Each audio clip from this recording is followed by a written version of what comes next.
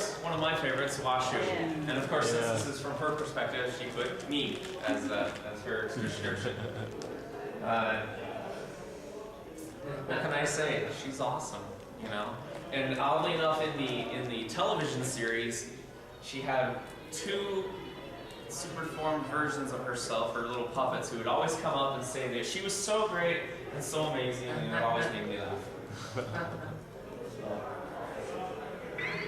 And of course, this is a quick example of how amazingly awesome she is.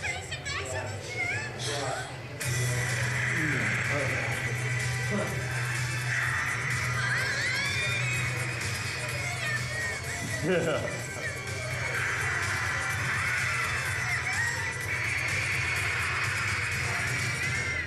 間抜けな娘を持つと苦労するのよね。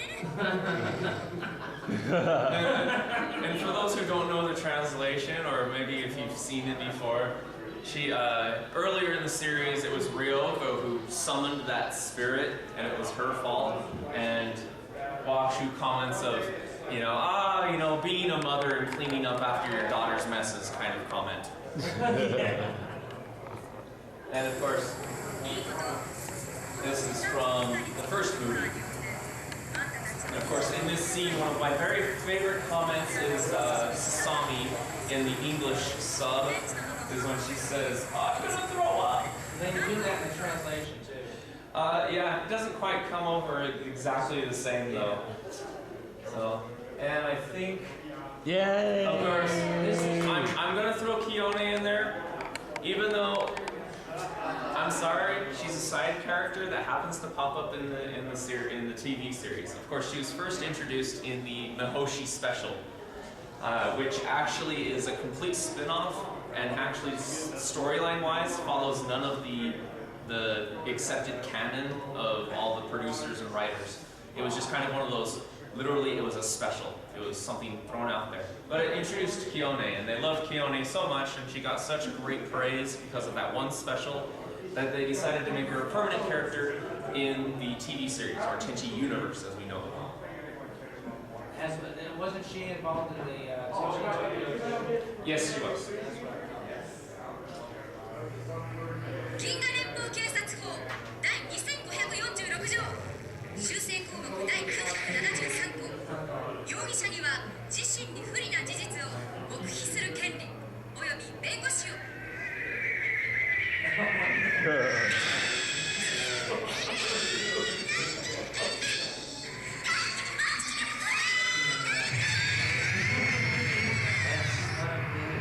That's Mihoshi for you.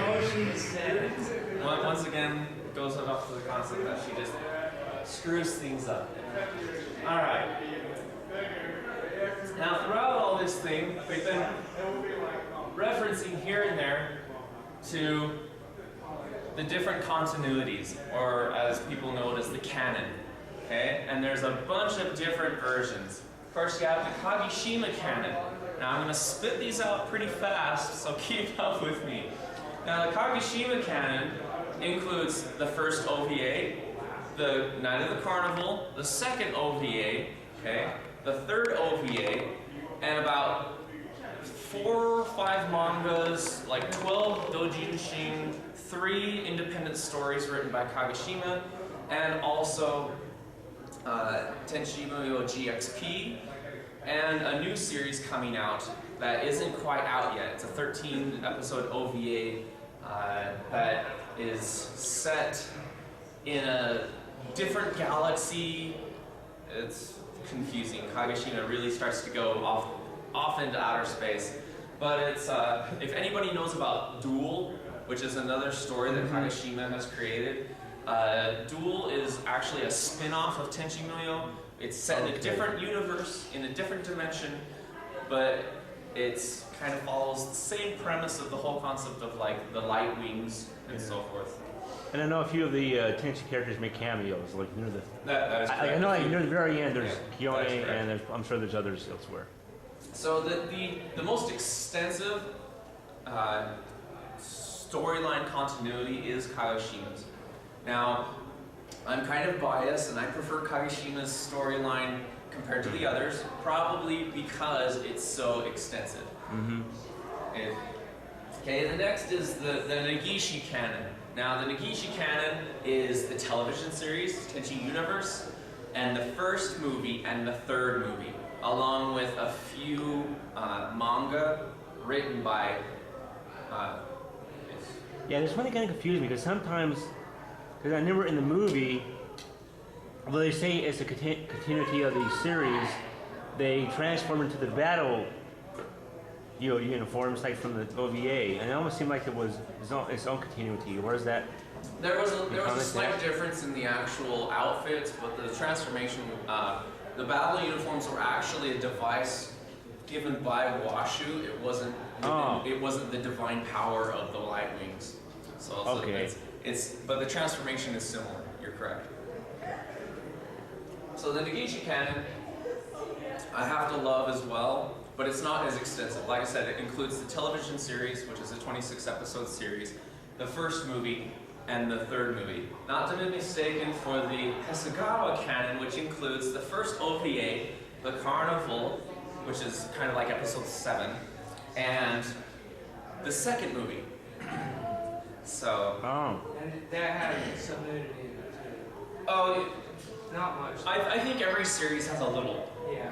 Okay, and if anybody's watched the third movie, you get an entire wonderful love scene, which I would prefer you to watch in the subtitles or in Japanese if you understand the Japanese, because the translation is far better than the English version, which is just horrendously soap opera-ish. So the Hasegawa canon includes both some of the OVA and the second movie, which had Kiyone. Yes. Okay. It is the smallest of the canon. So you could almost say that Hasegawa also includes the Mihoshi special for the continuity of keeping Kiyone involved. Now, of course, then you have the manga continuity. What? You say? I've been naming off all these mangas that have been part of the other continuities. However, if you've ever read the manga series, of course it has to start with the first OVA, because the animated series was before the manga. And then from there you have No Need for Tenchi, then you go into the third OVA, and then you go on to other mangas after that. I think there are something like 27 mangas, which are volumes. There's like single volumes, so it'd be like a single comic book volume, but altogether it's pretty extensive. I've seen some people taking pictures of their collections online to brag, and I almost want to throw out my VHS collection and say, oh yeah? Well, I had it all on VHS before DVD even existed. So that's always fun. And of course, then you have the standalone series. Now, the standalone series, there's so many spin-offs of Tenchi Muyo. It gets a little confusing. However, I'll just name a few, like Pretty Sammy, or Magical Girl Pretty Sammy. Not, and if anybody's confused, not to be mistaken for the Pretty Sammy, that was part of the Mihoshi special, because if you'll notice, her outfit in that is different than episode 6 in the Tenchi Universe, where she daydreams, where her uniform is more of a sailor outfit, like a Sailor Moon outfit, where in the Pretty Sammy series, it's actually more what they wanted to go for to make her an original character and not make it such a rip-off of Sailor Moon. Some of the other standalone series, of course, are Tenchi in Tokyo, which starts out well. The middle is gut-wrenching. It's just like, oh, this sucks so bad. Actually, I didn't like the And beginning. then, of course, it ends so wonderfully well that it always makes you cry. So I'm a sap. I can't help it. Actually, I didn't really like the beginning, but it's wonderful. Yeah, I think it's just because it's such a far cry from all the other storylines that it really catches people off guard, because they completely rewrite everybody's character backgrounds so extensively that it's almost frustrating for a person who's watched both the television series and the OVAs. Because the television series isn't that far off of what the OVAs are, that you can kind of jump into the roles of the characters fairly quickly.